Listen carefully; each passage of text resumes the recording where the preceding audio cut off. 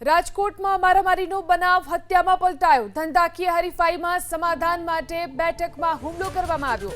ગોપાલ ઉર્ફે પ્રકાશ જાદવ નામના વ્યક્તિનું સારવારમાં મોત નીપજ્યું। સુનિલ, અનિલ, રમેશ, હંસા, ભરત સહિતના વ્યક્તિ ઉપર હુમલાનો આરોપ। પ્રકાશ ઉર્ફે ગોપાલ અને તેના કાકા વિજય જાદવ ઉપર હુમલો કર્યો હતો।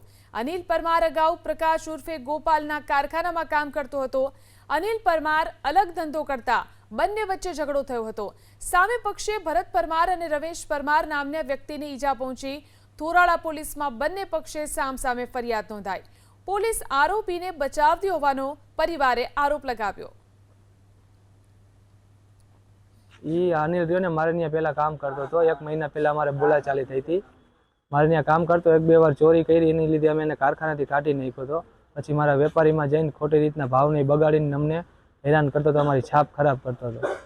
એટલે પછી અમે એને સમજાવવાની કોશિશ કરી। 5 થી મહિના દિવસ પહેલા બોલાચાલી થઈ હતી, એટલે એ બાબતને લઈને સમાધાન માટે અમને પરમ દિવસે રાત્રે બોલાવેલા, ગોપાલભાઈને અને મારા કાકાને વિજયભાઈને।